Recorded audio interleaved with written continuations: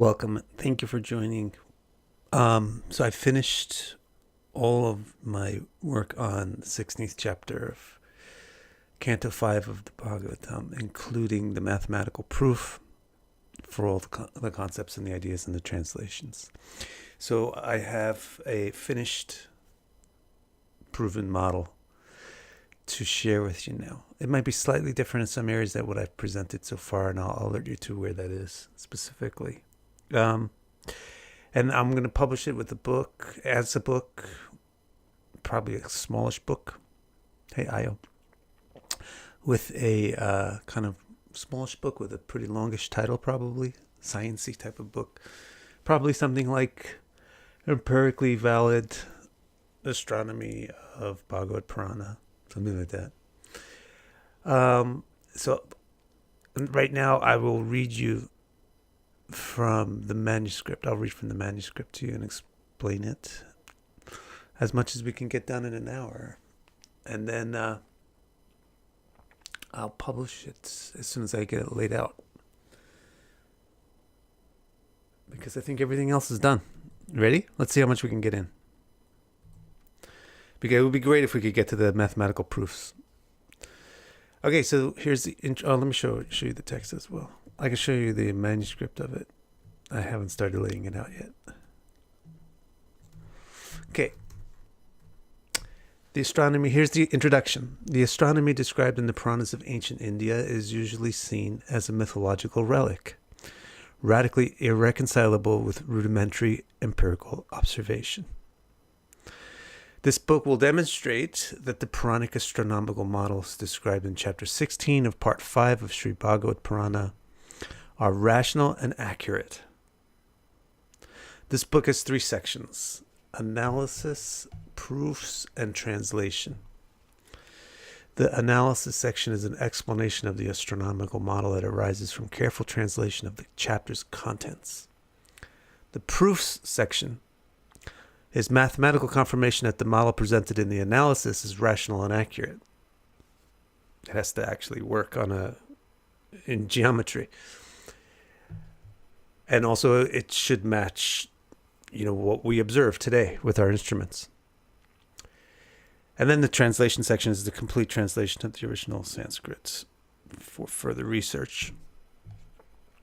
The entire book is an expression of research, therefore future discoveries may warrant revisions. Okay, ready? Here comes the analysis section now. The first part of the analysis section is the intention and scope. Real quick, just want to... this is almost exactly the same as you've heard it already. The intention and scope. The first part here, poems before maths. Srimad Bhagavata Purana is about Krishna Prema, which we can basically say is divine love. It's not about physics or astronomy. So why does it talk about astronomy? Because its first student, Emperor Parikshit, asked about the subject. Why did he ask about astronomy in the middle of his lessons about divine love?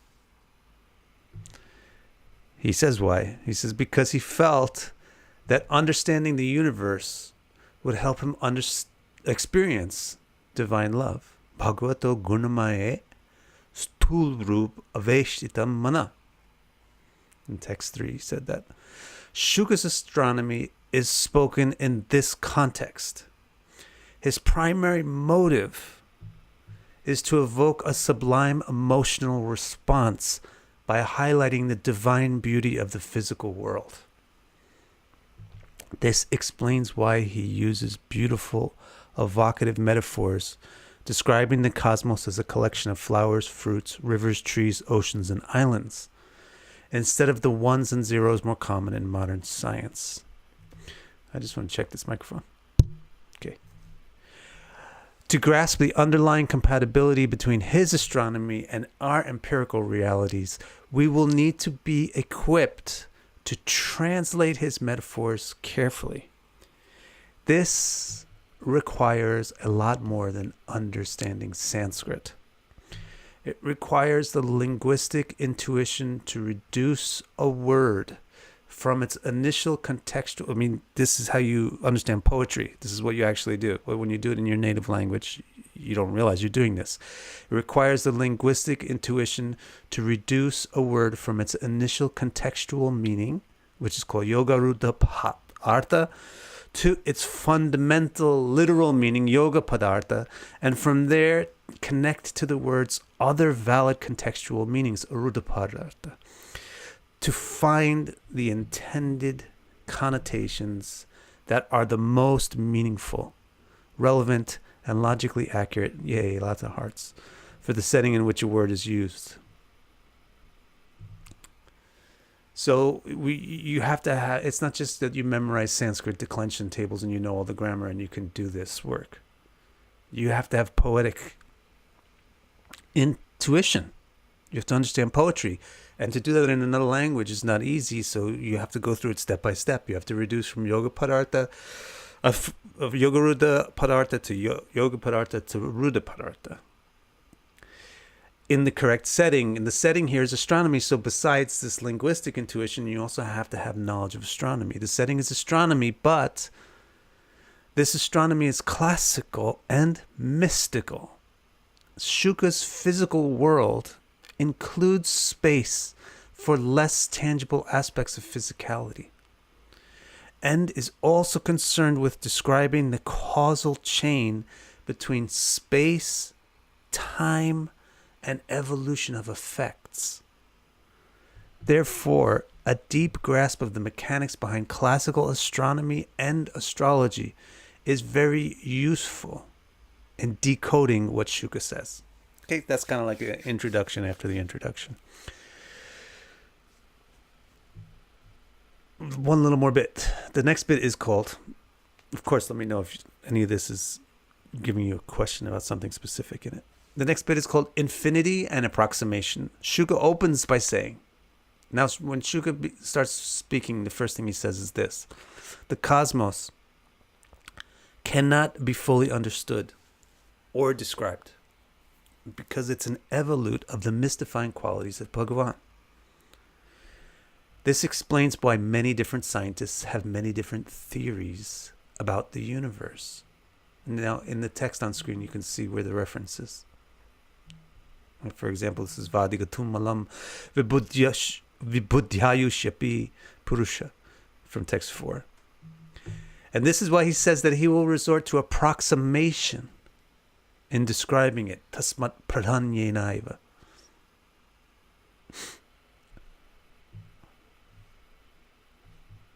All right. Now we get to this section called Bhu Mandala. So there's, let me see if I can show you the layout of the thing.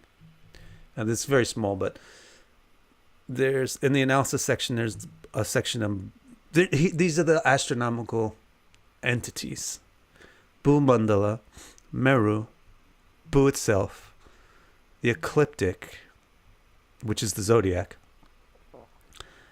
the crust of Bhu, which is described for two reasons. It adds something to the radius, and also it links to the way Bhu rotates. The crust of Bhu, the apparent daily solar motion, and the, what is that? Rotation and revolution of Bhu. Those are the sections in this thing. Hopefully we can get through them. And then the next one is the proofs. So the proof says things like, what do the terms mean? Definition of the terms, and then the summary of the dimensions, and then the actual proofs, like things like this.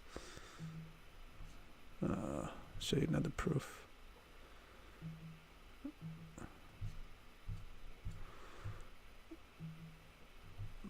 Yeah, there's the same one. Tropical latitude proof is here.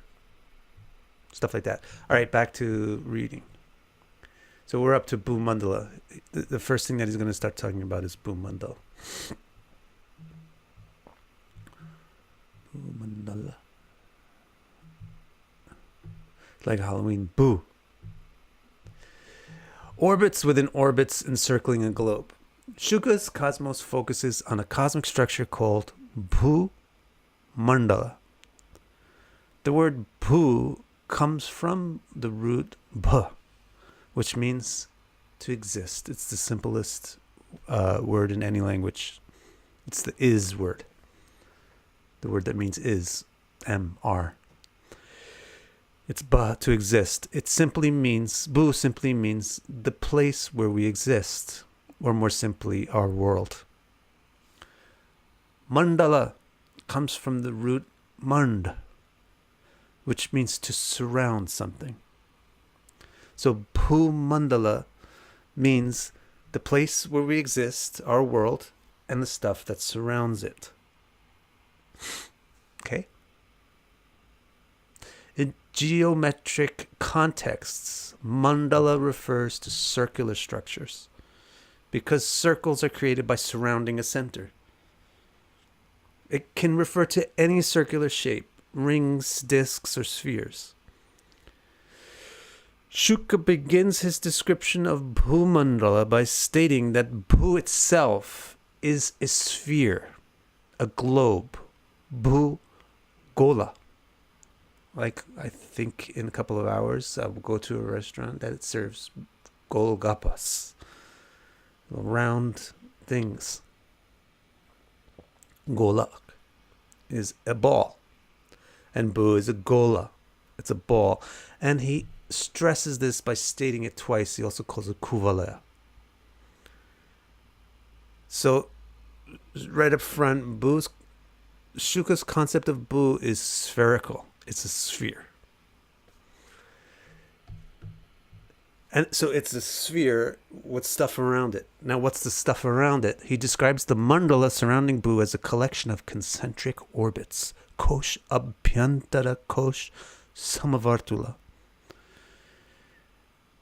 So it's a circular, spherical thing with other things orbiting it in concentric circles. And posing his questions, Parikshit had said that these orbits belong to the stars and planets visible in the sky. He also said that the radius of Bhumandala is determined by the extent of the sun's power. Bhumandalayam avshesha yavad aditya stapati. Shuka accepted these statements without correcting them. This implies that Bhumandala is very similar to our modern concept of a heliocentric solar system. And this implication will be confirmed throughout the chapter.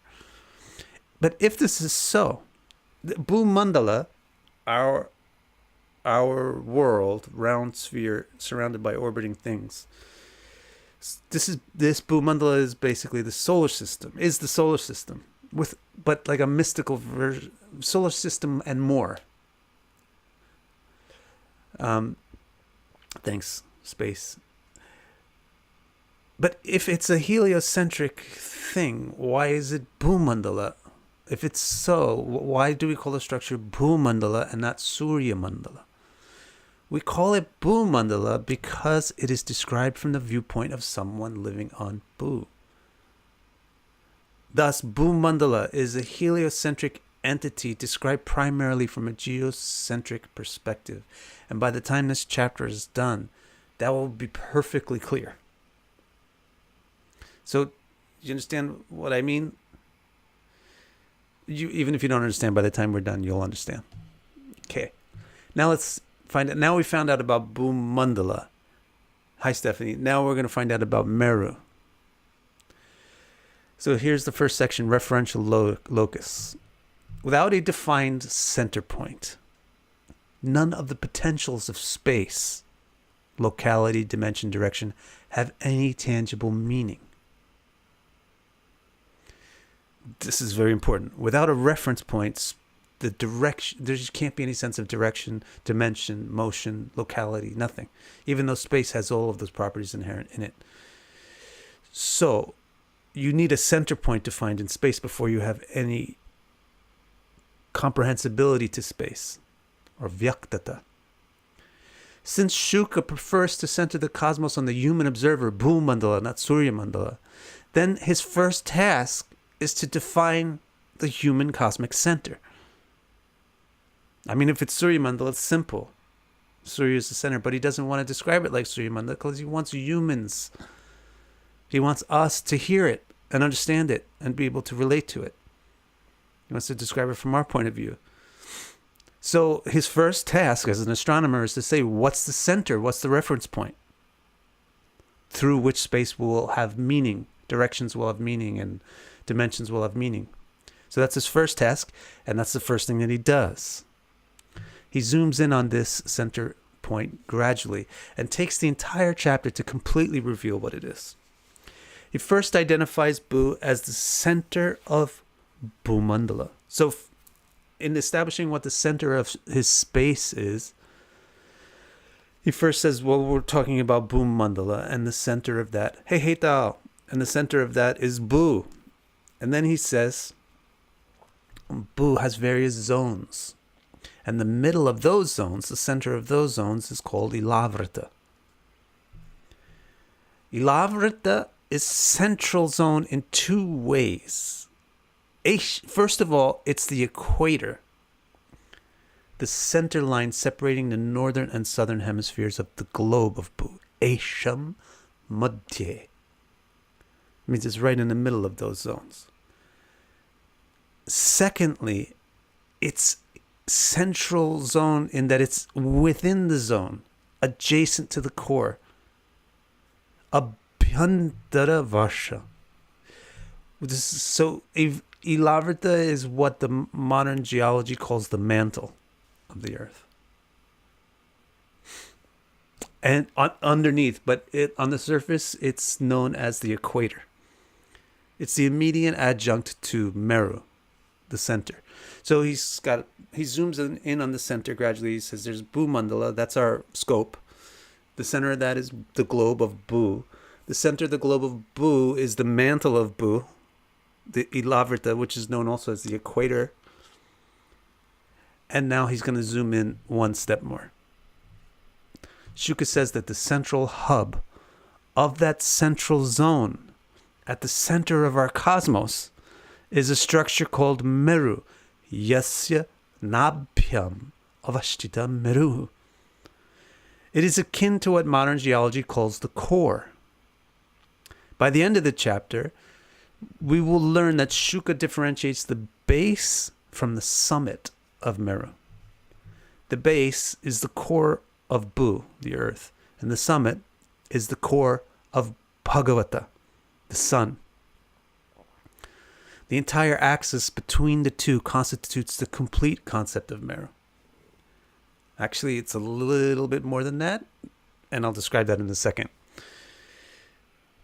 But first, let's address some concepts about Meru. Is Meru a mountain? The word Meru is from the root mi, a very old word. It has a, what is that called? I forget the term for it, but it has a suffix which is for very, very old roots. It's from mi.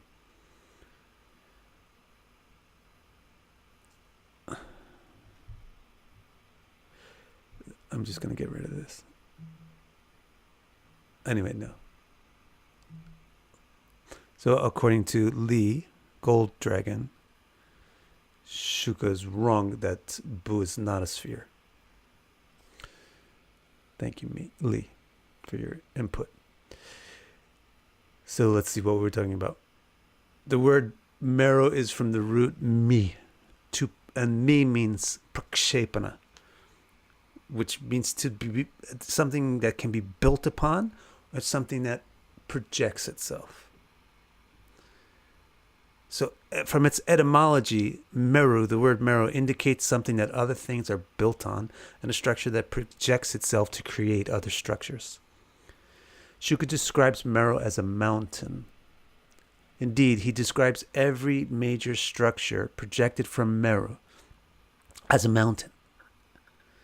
The word for mountain, giri, is from the root gr, which means encompassing, swallowing, surrounding, encircling, bordering. Grr. Mountains are described as giri because they create borders, surround valleys, and swallow the landscape. The word giri therefore begs to be employed as a metaphor for the most significant borders in Bhu Mandala. The most important of all the borders in space is its referential center. This is why Shuka refers to Meru as the king of all mountains, Kulagiriraj Meru. To ensure that we do not overextend the mountain metaphor, Shuka repeats 4 times within one verse, 4 times, that Meru is inside Bhu at its central core. He says Meru is a structure embedded in the zone of Ilavrita, and Ilavrita is found within Bhu, not on its surface, Abhyantara-varsha. He said Meru is the hub of Bhu's internal zone, of this internal zone, Napya. He said it's within Bhu, Antarbhumyam. And he illustrated this whole thing with an analogy to the pericarp at the core of a closed lotus. So pericarp is that hard yellow thing in the middle of a lotus flower. So he says if you have a closed lotus, that pericarp on the inside looks like what Meru looks like. It's the core, the middle, inside the lotus.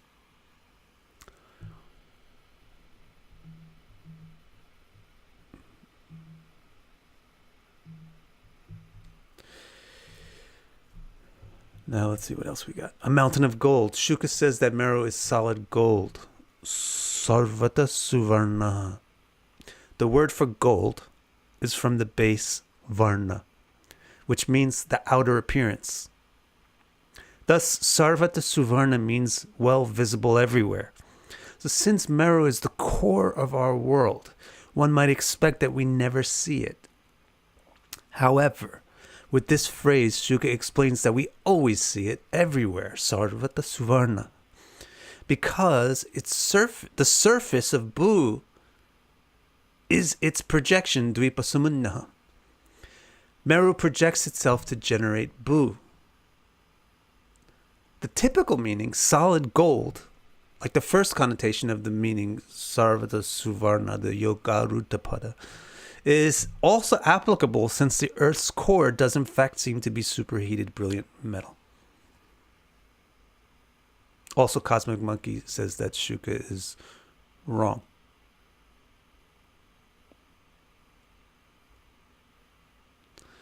So all these great scholars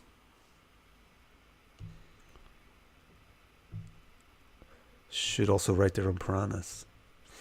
But Shuka's Purana is describing a spherical Earth. So I'm going to end this section on Meru by answering this question. What exactly is it? What exactly is Meru? And this is very useful, this section. So if you kind of zoned out and lost focus on the last couple of sections, come back here and you'll get everything. Meru is the, quote, point A. Meru is the point A on the paper of space. I see Jonathan Henkel has a question. Is Gur where we get Graha? No, Graha is from grill. But you can also derive it from Gur. No, then it would be Garha. Graha, your meaning makes sense, but it's not the etymology. It's not the root that was used. Graha is from grillata, grill, which means to move. So the way grahas are identified is because they have independent movement. All right, back to this. What exactly is Meru? Meru is point A on the paper of space. So think of space as a graph paper. And where you put your point A, that's Meru. That's the referential center. Bhu is a sphere built around that point in a process conformant with basic geometry. So if Gold Dragon and Cosmic Monkey could pay attention at this point, it would explain something important. Okay, Bhu is a sphere built around this point A in a process conformant with basic geometry. And here's the process. We can extend Meru. We can extend point A into a line. How? How do you extend a point into a line? You connect it to any other point. Right? So you just connect point A to point B and you get a line. So that's what Meru does first. That's its first miru. It's its first prakshepana. It's its first projection. Is to evolve from a point to a line. Shuka asks us to put point B 16 kilojana away on the vertical y-axis. Murdhani mule shodashahasram. He then asks us to rotate this line 180 degrees so that it forms a 32 kiloyojan diameter. Murdhani dvitrimshat sahasra yojana vitata. Okay? People just feel like they can say anything they want in this chat. Okay, anyway. Because now I was actually paying attention to the chat so I could see people's valid questions. So it would be much more polite of you to not just spout your opinions. Okay? And you know what? From now on, I'm just going to start removing people. I don't care about being PC. Well, Gold Dragon, you see, if you say the Earth is flat and Shuka says it's a sphere, then you're saying that it's not a sphere, is it not? And why in the first place do you feel the need? People are here to learn about what Shuka said, not what you said.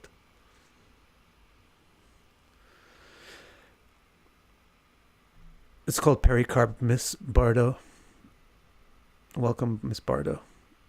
So let's go back to this, and I'm going to cover this up until I get this done so that the people who are good students don't have to suffer. He said Meru is point A on the paper of space, and Meru expands. The way that a point expands is to become a line. How does a point become a line? Connects to another point. Where's the other point? Shuka says put it 16 kiloyojanas away on the y-axis. Please pay attention. Then he says rotate it. Murdhani dvitrimshat vitata. Rotate that line now. Now the line can become an arc and a diameter. How? What is that evolutionary process? By rotation. Rotate it 180 degrees, then you have a diameter, and then rotate that 180 degrees, and now you have a circle, and then rotate that 180 degrees, but on the axis that you formed, the y-axis, and now you have a sphere. This is how Meru, the point, the core, does dvipayama samunnaha, creates the circumference of the sphere of Bu. So you connect point to point B 16 kiloyojanas away on the vertical y-axis, then rotate 180 degrees so it forms a 32 kilojana diameter, and then you continue the rotation until the original line is back at its original position. And then you describe a circle. Rotating that circle on its original y-axis, we describe a sphere, and have finished the process of constructing Bu by extension of Meru. Shuka eventually, so that's Meru. Meru is the core, but it's also this y-axis that extends and then describes the circle and the sphere of Bu. So it's the core and the axis through the core. Its first expansion is through the axis of itself. And he's also eventually going to give a point C. Shuka also eventually asks us to include point C, 10,000 kiloyojanas away from the base of Meru, along the three-dimensional vertical, the z-axis, XYZ axis. Meru murdhani ayut yojana sahasram. The line between Meru and this point is the axis on which Bu revolves around Bhagavata, the sun. So, now, what exactly is Meru? It's the core and the basis of Bu. 2, it has a vertical axis Y through the poles on which Bu rotates. And 3, it has a secondary vertical axis Z through the equatorial area on which Bu revolves around Bhagavata. And by the way, this movement of this axis on the Z, the axis of Meru from that connects it to the sun, the movement of it on the surface of the earth makes a churning movement, which would be significant for understanding other cosmic events such as the churning of the ocean, using the Mandara mountain, which is the northern solstice. So that's that.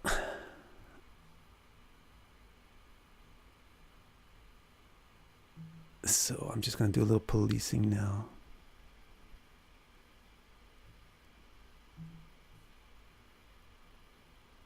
And that's good. Thank you.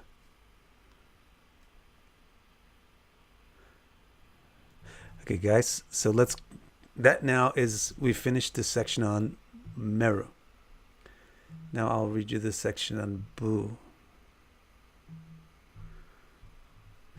This is slightly different than the way that I presented it previously, because after doing the proofs, after doing this proof, just a second.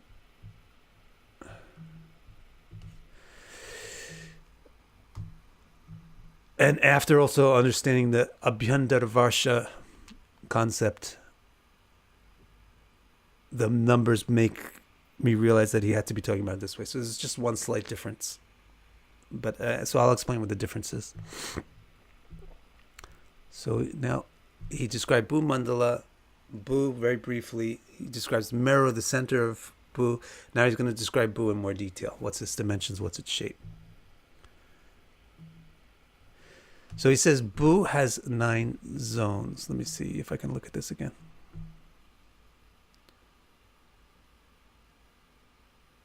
Yes. This isn't Paladipika. This is Bhagavatam. Regions and borders of Bu. Bu has 9 zones, Varshas, separated by 8 borders, Maryada. These borders are projections of Meru and hence are described as mountains. The 9 Varsha. This is important. The 9 Varsha are in 3 categories. latitudinal, longitudinal, and central.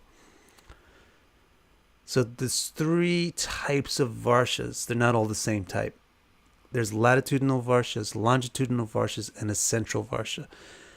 The latitudinal Varshas proceed north and south from Ilavarta, and they have arc length, ayama, along the circumference of Bu. There are 6 of them. There are 6 latitudinal Varshas, 3 in each hemisphere, defining polar, subtropical, and tropical regions of the globe. They're defined by borders that become smaller in circumferential length as they get closer to the poles. Uttara uttara dhargyeve hasanti. Those are the latitudinal Varshas of Bu, the latitudinal areas of Bu. 6 of them, 3 to the north, 3 to the south. They get smaller as they go further north or south. Then the next category of Varsha is longitudinal Varshas. They're significantly different. These Varsha are defined by their inner areas instead of their arc length. They're defined by, in Sanskrit, ayata instead of ayama. They are based on the eastern and western horizons. The word for horizon is sima. They create an eastern and western aspect to each of the 6 latitudinal Varshas, parting them in the middle, much like parting one's own hair, which is the word sima. Sima, the part in your hair, I'm not sure if I have one right now, is sima. And that's what these longitudinal Varshas is described as giving, sima vidhate. They give a part to each of the latitudinal Varshas. They give an eastern and a western division. And I'll prove that later by math.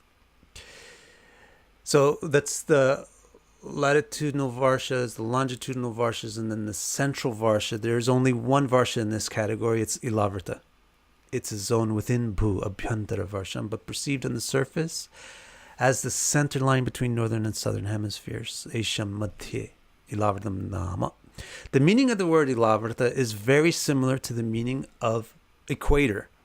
It means change, Ila, is halted, Avrita, meaning that the variance in length of the day and the night and the consequent changes of weather are halted, they're equalized. That's what the meaning of the word equator is.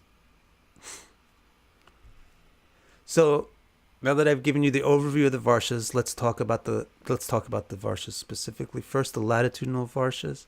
First, the northern latitudinal varshas. The northern latitudinal zones and borders. The northern tropical latitude is called Nila. No change here. Nila means dark because nights grow longer starting from this latitude. Here's the change. Nila marks the northern edge of the northern tropical zone Ramyaka. Previously following other concepts, I assumed that Nila was the southern border of Ramyaka. But Nila is in fact, all these borders are in fact, the borders that are in the northern hemisphere are the northern border of the zone. The borders in the southern hemisphere are the southern border of the zone. And this will be proven mathematically. I will prove it in this very book. So the northern tropical latitude is called Nila, dark, because nights grow longer starting from this latitude. It marks the northern edge of the northern tropical zone. Ramyaka, this name means pleasant, describing its weather. The northern Arctic latitude, so that's the next one up, is called Shweta, white, because snow is abundant beyond it. It is the northern border of the subtropical zone called Hiranmaya, which means resplendent. This name implies that the weather here changes dramatically. In winter, it is resplendent with cold snow, and in the summer, it is resplendent with hot sun.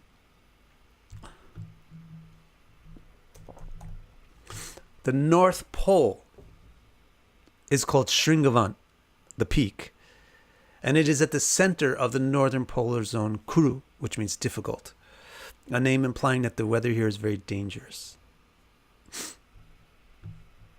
And now the southern latitudinal zones and borders. The southern tropical latitude. So now go back to the equator, Ilavrita, and now proceed south. The southern tropical latitude is called Nishada, descent, because the sun descends to this latitude, but no further. It marks the southern extent of the southern tropical zone, Hari, golden bright. This name implies that the region is warm and sunny. The southern Arctic latitude is called Hemakuta, water source, because glaciers tend to melt here. There's also a couple of other meanings for Hemakuta that are reasonable. And there's a footnote on that. It is the southern border of the subtropical zone. Kimpurush, the name asks if the region is inhabited, suggesting that human beings are scarce here. The South Pole is called Himalaya, ice home. So there's water home. There's descended, then there's source of water, and then there's source of ice. It is the center of the southern polar zone. That's the South Pole, Himalaya. It's not the mountain range, Himalaya. It's the center of the southern pole, Bharata, which means foundation or support of Bhu. Now the longitudinal zones. The eastern longitudinal zones are named Gandhamadana. This literally means aroused by smell and connotes being awoken by the pure fragrance associated with the sunrise. The eastern side of any latitudinal zone is where it coincides with the eastern hemisphere. Bhadrashva. This name literally means auspicious horse, connoting the sunrise, metaphorically carried on a golden horse-drawn chariot. Western latitudes are named Malyavan, which means able to dim. The western hemisphere in any latitudinal zone is its coincidence with the western zone, Ketumala. This name literally means dimmed celestial object, and it connotes the sunset. So here's a mathematically proven diagram of what he just said. So you'll notice certain things here that I haven't yet described, but will be described soon. the ramifications of the math, like the exact locations of the latitude, 30, 60, and 90, north and south. You'll also notice that they're making 12 30-degree arcs. So you get the book and you'll get all that proof there. Now, let's see if we have some time. Let's see if we can get... I would really love to get to the end. So let's get to let's try to get through I want to read you this whole thing, but I don't want to take multiple sessions to read it to you. And also, got to go pick up my wife. So I'm bound by time. All right, the ecliptic. Pillars of the ecliptic. So after describing I'm sorry. I skipped some stuff. Secondary latitudes and longitudes. The borders mentioned above are the primary lines of latitude and longitude. 2,000 secondary latitudes and longitudes can also be drawn for more precision, and those would be drawn at an 11th of an arc degree. Celestial projection. The spherical grid projects vertically from the surface of the Earth to great altitude. Yojana Utseda, which literally means 10,000 kiloyojanas. 1 kilojana. The zones of Bu thus become the zones of the ecliptic, which in turn... So just let me get my head back here. The spherical grid projects vertically. These mountains of these borders, they have height, although they don't have width. They have height. So that means that this grid projects vertically. So this means that things that are in space should be affected by the latitudes and longitudes on Earth, or at least describable by the latitudes and longitudes on Earth. And hence the ecliptic, the immediate object in space, will be determined by those 12 arcs that you see coming out from Meru through the latitudinal lines. So the zones of Bu thus become the zones of the ecliptic, which in turn become the 12 zone zodiac. I should probably put the reference in here. He literally says this by using the word Vistara. I should probably work that reference into here for the researchers. Bu has 6 latitudinal zones, each with a western and eastern component, for a total of 12 equatorial zones, 12 equal zones around the circumference. This projects to the ecliptic to describe the 12 classical zodiac descriptions, and Shuka will now explain this in detail. And there you can see the projection. Roughly, this is not a mathematical diagram. So now the ecliptic. Mountains coalesce where Meru's 4 cardinal poles, north, south, east, and west, intersect a circumference significantly elevated from the surface of Bu. These mountains are the 2 extremities, solstices, and 2 midpoints, equinoxes, of the sun's angular relationship to Bu's core Meru. They act as the anchors or borders of the ecliptic. So this is, again, hello, the zodiac. And hello, it's not sidereal. Shuka describes these mountains as Avashtamba. This word has 3 relevant meanings. Avashtamba means upon which, Ava, thickens rest, Stamba.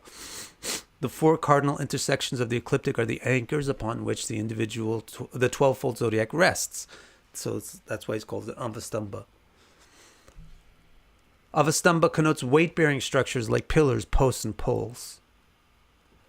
These avastamba exist where the 4 directional poles rise like pillars to intersect the sun's yearly path.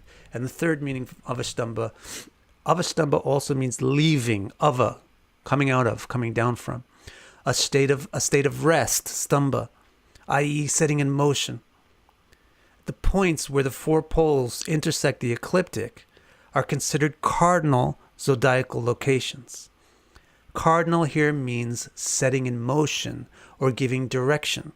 These anchors mark the sun's entrance into a new ecliptical quadrant, and hence the sun gets new direction, cardinality, at these points in its orbit. Avastamba. Differentiating the 4 pillars, Shuka names the 2 northern and southern ecliptic poles Mandara. This word is from the root mund, not the same as mund, which means to move slowly. This is in reference to the extreme slowness of a day or night when the sun reaches these solstice points. Root Mand also means to shine. The most significant sunlight in the hemisphere occurs when the sun is at the solstice of that hemisphere. Shuka names the eastern ecliptic pole Suparshva. Parshva means the midpoint and Su means auspicious. The eastern ecliptic pole is the northerly equinox, the year's analog of sunrise, because here the sun ascends, moves northward over a horizon. North here is defined as y-axis, not relative north on a map. Here the sun ascends over a horizon, the celestial equator.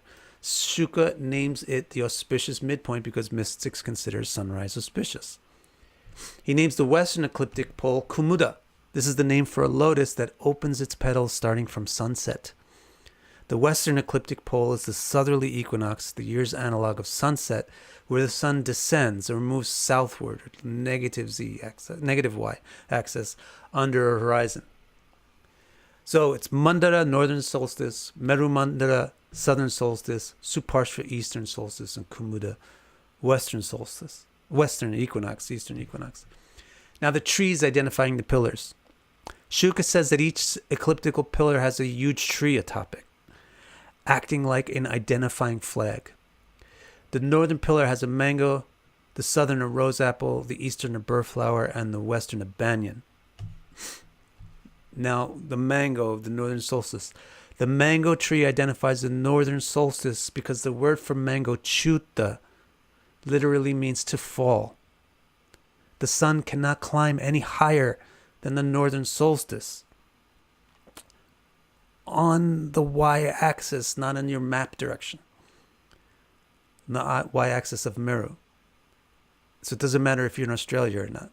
The sun cannot climb any higher than the northern solstice, reaching which begins its southward fall. Additionally, in India or any northern hemisphere locale, the northern solstice is a marker for summer, and mango is a summer ripening fruit. Rose apple, the southern solstice. The rose apple tree identifies the southern solstice, the sun's lowest point, the bottom of its apparent orbit. The word for rose apple, jambu, means fat or bottom heavy. It literally means you ate too much. It has a bottom heavy pear shape and is a winter ripening fruit. Burrflower, the eastern equinox. The burrflower tree identifies the eastern ascending equinox where the sun rises above the celestial equator. The word for burrflower, kadamba, literally means ray globe. This tree is famous for its perfectly round yellow and orange flower that looks exactly like the sun, emitting ray-like stamens. Additionally, flowers are associated with spring. Banyan, the western equinox. The banyan tree identifies the western descending equinox where the sun descends below the celestial equator. The word for banyan, nigrodha, literally means growing down. Bearing neither a famous flower nor fruit, the banyan is loved mostly for its shade. This makes it a fitting association for autumn, a time of year symbolized by leaves. So there you have your diagram of the 4 cardinal points as described by Shuka. Now he describes the ecliptic quadruplicities. He will describe the quadruplicities and triplicities. And that's slightly different. The triplicities part is slightly different from how I presented it to you in the previous streams, because I missed one word in the translation. Okay, the classical ecliptic has zones in 3 categories, each with 4 members, quadruplicities. You guys all know these. It's cardinal, fixed, and dual. Shuka represents this quadruplicity as 4 pillars, 4 lakes, and 4 parks on the ecliptic. As explained previously, the pillars represent the cardinal zones, ambitious and with initiative and new direction. The 4 zones defined by lakes are in the fixed quadruplicity. The word for lake, hrada, is from hri, root hri, which means to arrest or hold. Lakes hold water, stationary. To accentuate this, Shuka describes the lakes as being very thick and viscous, as if their waters were blended with molasses and honey. So these are the thick, not moving zones. The four zones defined by parks are in the dual quadruplicity. The word for park, udyana, means to wander leisurely, disregarding any specific path or objective. Shuka does not individually name the lakes, but he does name the parks. He does this so that those unfamiliar with the zodiac can understand the sequence he intends for these three sets of four pillars, lakes, and parks. When they are in correct order, the parks will border on the next pillar in the cycle. You know this, because you guys know the zodiac. You know a dual sign always borders on a cardinal sign.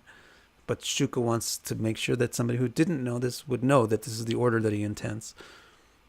So when they're in correct order, if you put them in the correct order, the park will border on a pillar. So his names clarify which park borders on which pillar. The park bordering on the eastern equinox is Nandana, the arouser of delight. The park bordering on the northern solstice is Chaitrarata, the bright chariot. The park bordering on the western equinox is Vaibrajaka, the non-shiner. And the park bordering on the southern solstice is Sarvotpadram, all at rest. There's the diagram. Fixed in dual characteristics, Shuka says demigods obtain their inherent powers as a result of bathing in the ecliptic lakes. This describes the quality of fixed zodiac zones. Bathing in the lakes is described as a religious observant, upasparshin. Fixed zodiac signs enable faith and fidelity, concentration and dedication to long-term objectives. This is why they result, thank you, Bardo. This is why they result in success, power, and health, the natural opulences of the gods. Shuka says, I'm going to have to do more, at least one more session on this to finish, at least, because the glory of this whole thing is how this all mathematically gets proven, which just glorifies the Bhagavatam, that it's actually empirically valid, and that the other stuff it's talking about might also be equally true. Shuka says that the gods enjoy opulent celestial romance in the ecliptic parks.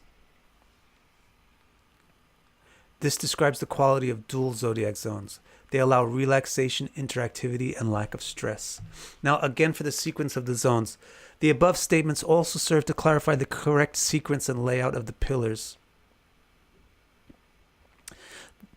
lakes, and parks. The sequence is humans, demigods, and gods, in that order, correlated to cardinal, fixed, and dual. Karma begins by human action and ambition. He will soon explain that the four cardinal points have the four purusharthas, human ambitions. Demigods are humans who previously performed effective actions. Their fixed zones come second. Fully mature immortals are demigods who have continued to perform effective actions. Their dual zones are therefore at the end of every quadrant. Okay, now to some new material. This part from here on, I didn't really do a live stream on yet, or I did one which is significantly incorrect or a little bit wrong. So here you'll get the right version of the triplicities now. Having established the ecliptic as anchored to four cardinal waypoints, with a total of 12 zones grouped into three quadruplicities, Shuka now describes how the same 12 zones are grouped into four triplicities. These triplicities are very familiar to zodiac knowers as the water, earth, fire, and air signs. Basic template. Shuka uses a simple template to describe each triplicity. Each starts from the tree of a cardinal waypoint. Each triplicity starts from the tree that's on top of a pillar. Remember, mango, rose apple, kadam, burrflower, and banyan. Each triplicity starts from the tree as a river and falls to Ilavrita, the equator. Once it reaches Ilavrita, the flow deflects to its left and then rebounds to its right. And that's the template for all of the triplicities. So that creates a trine, doesn't it? Each tree produces a different fluid for these flows. Shuka ascribes each fluid a particular quality directly related to one of the four human goals, and also the way that it rebounds, which is where the part that I didn't catch the first time I presented this. the way that it rebounds is indicative of the element that it is. Earth, water, fire, or air. The area, he also says stuff like the people who bathe in this river become very fragrant, and so the whole area around them becomes affected. Or the people who eat this honey, their breath becomes sweet, and so the whole area around them. So the area around the flow imbibes the quality of the flow itself. This means that an entire ecliptical zone imbibes the specific triplicity quality, not just the specific point hit by the flow. So now the triplicities. The first one he describes is from the northern equinox, the moksha triplicity. This northern solstice. This triplicity, I'm trying to rush. This triplicity has the quality of immortality and infinitude, amrita. And it's favored by those who seek the goddess of moksha, bhavanya anucharina, upajoshana.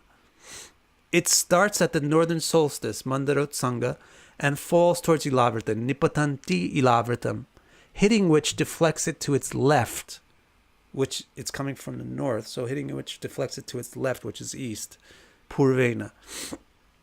At the ecliptic, it rebounds in a way consistent with water. It floods and creates a level, upaplavya. This motion makes it touch the 4th, 12th, and 8th ecliptic divisions, the water signs Cancer, Pisces, and Scorpio. I hope you can see this. Yep. Now the Artha triplicity. This triplicity has the quality of wealth, suvarna, and is utilized by powerful gods who have immense wealth, sadamar loka bharanam. It starts at the southern solstice, Jambu, falls towards the surface of the earth, avanitale, nipatanti, and deflects towards its left, when it, again, left, always left, when it strikes ilavrita, dakshinena atmanam, ilavritam. After flowing from there to the ecliptic circumference, it rebounds in a way consistent with stone or earth. It vaults, or like arches, upasyanda, across the level of ilavrita. This motion makes it start at the 10th, flow to the 6th, and rebound to the 2nd ecliptic divisions, which are the earth signs Capricorn, Virgo, and Taurus. There's patterns in here that are also interesting. The dual sign is always the first one hit. And then the fixed sign is, I believe, and then the fixed sign is always the last one hit by the flow. Dharma triplicity. This triplicity has the quality of obedience, anuvasya, and a concept of cooperative enjoyment, anumodaya. It starts at the eastern equinox, Mahakadamba Suparshva, and falls towards the earth, Patantyaha, and deflects towards its left when it strikes Ilavrita, Aprena Atmanam, Ilavritam. After flowing from there to the ecliptic circumference, it rebounds in a way consistent with fire. It rises, Anumodaya. This motion makes it start at the 1st, flow to the 9th, and rebound to the 5th. Right, Gemini, thank you. The fire signs, Aries, Sagittarius, and Leo. And now finally, the Kama triplicity. This triplicity has the quality of pleasure, Kama or Sukha. It starts at the western equinox, Kumudagarat, falls to the earth, Patantas, and deflects towards its left, which is the north, when it strikes the equator. It's starting from the west, so its left is the north. Flowing from there to the ecliptic circumference, it rebounds in a way consistent with air. Air will rise to a certain point and then fall after losing its energy. It falls back upon itself, upayojya. This motion makes it start at the 7th, flow to the 3rd, and rebound to the 11th, the air signs Libra, Gemini, and Aquarius. And there you have that. And the descriptions of these are beautiful. And one more thing, real quick. Shuka, just to finish this section, and then I'm going to quickly log off. And then next week, I will explain to you the crust of Bu, the apparent daily solar motion explained by the actual rotation of Bu, and the apparent yearly motion of the sun explained by the actual revolution of Bu by Shuka in the Bhagavad Purana. So just to finish up for today, Shuka uses the word upasparsha and upagiya to describe how the divinities interact with the lakes and parks on the ecliptic. The prefix upa on both connotes a sense of ritual, formality, and ceremony. The Vedic rituals are formalized ceremonial acts, engineered to bring specific results to the... Guys, you can buy this book too. You don't have to just rewatch the video. The book will really be with all the footnotes and all the proofs and all the translations. But the book, I'll let you know when it's available. I'm just kind of hyped about it, so I probably will go with the pedal to the metal. Maybe a week. So the prefix denotes a sense of ritual. So the way that what Shuka's saying is the way that these divinities work with the ecliptic is ritualistically, ceremonially, but that means carefully. So Vedic rituals are formalized ceremonial acts engineered to bring specific results to their performer.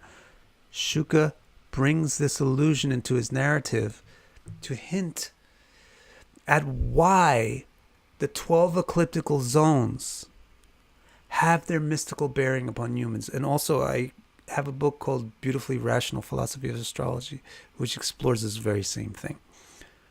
The logic is based on a Vedic conception. Why does the zodiac affect humans or whatever it does? Why? Shuka is hinting at why by saying upagi, upasparsha. The logic is based on a Vedic conception. I will only summarize with the utmost brevity. The famous concept of karma dictates that whatever happens to a person is a result of things they've done. However, karma, destiny, is dependent on kala, time. Without the passage of time, causes cannot produce their effects. Therefore, karma, which is the generation of an effect from a cause, is dependent on kala, time. Since time is a transformation, time is a transformation of cause into effect. Therefore, it can only be measured by changes or transformations in things. The simplest change is one of position, motion. This is why space and motion in space is related to time, a la Einstein. And through its relation to time is related to the evolution of events. This statement perfectly describes the theoretical basis of zodiacal divination. But why use the ecliptic? This statement perfectly describes the theoretical basis of zodiacal divination. That went over your head, then just get Beautifully Rational Philosophy of Astrology, because it'll take like 100 or 200 pages and explain the whole thing slowly. But space allows motion, motion allows change, change allows time, time allows causes to produce effects, effects are the outcome of destiny. Therefore, space is related to the outcome of destiny. Therefore, the positions of things in space inform us about the past, present, and future. This is why Shuka, in the middle of his astronomy lesson, all of a sudden goes to an astrology lesson, where he starts talking about the ecliptic and the symbolic implications of fixed, the quadruplicities and the triplicities. Why use the ecliptic, though? Why is the ecliptic? The zodiac is the divisions of the ecliptic, so why use the zodiac? Why not use the North Pole, the Polaris, and other stuff? So the sun's daily apparent movement through the ecliptic is the most widely visible, constant measure of positional change that's available in the universe for us on Boo, and therefore the most ubiquitous basis for measuring time. The 12 zodiac zones of the ecliptic serve to describe the sun's basic position in it. Thus, the 12 ecliptic zones describe time, which in turn describes change, which in turn describes the outcome of karma, destiny. This is the rationale behind the concept that destiny can be inferred by study of the 12-fold ecliptic. Mic drop. Thank you. I have to go. But next week, we'll do the crust. What did I just do? Okay, next week we'll do the crust of Boo. He describes a crust that looks something like this. and the apparent daily solar motion, which looks like this, and the rotation of revolution and revolution of Bu, both dual motion, double clockwise motion, which I don't have a diagram on the screen for. And then I probably will just leave it to the book for people that want to see the math that proves all these things. Thank you so much.